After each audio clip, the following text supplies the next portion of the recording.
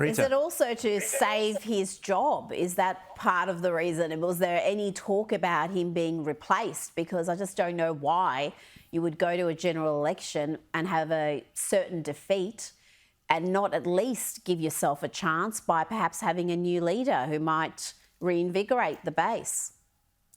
Well, Rishi Sunak has been dealing with a lot of sort of murmurings of a vote of no confidence, particularly after the local council elections back in earlier this month. And this is another reason why people are speculating that you haven't seen the two most popular conservative politicians at the moment out and about and doing a lot of media. That's Kemi Badenoch and Penny Mordaunt, who are likely to succeed Rishi Sunak alongside maybe sort of Priti Patel and other kind of long-standing conservative MPs.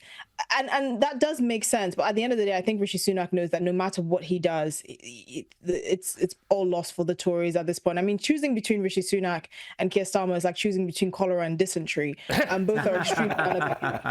And unfortunately, we have a very, very sad choice ahead. Yeah, Esther, though, I mean, like, as you say, they do seem to have a sad choice there. But during the last few hours, we've seen news that Rishi Sunak now, at this very late hour in the day, wants to kick off a debate on national service. Now, I mean, this is a government that hasn't even been able to implement, a simple Rwanda solution here. And now they're going to try and get everybody to sign up for national service.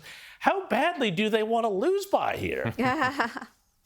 Yeah, it's clear that Rishi Sunak is really clutching at straws. I mean, to talk of national service when effectively, as a percentage of our GDP, armed forces spending has been halved since the 80s.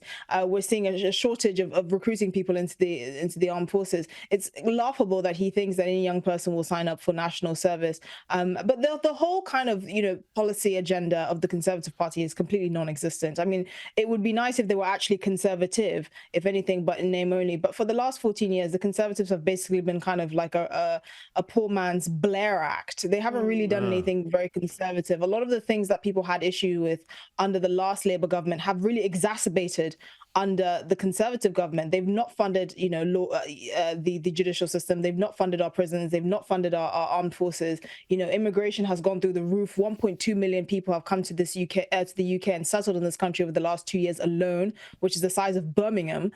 There's so many things that have worsened under the Conservative Party that they really have nothing to go on. Wow, Esther Krakue, great to chat to you as always. It's going to be a fascinating 4 weeks and we'll check in with you again soon.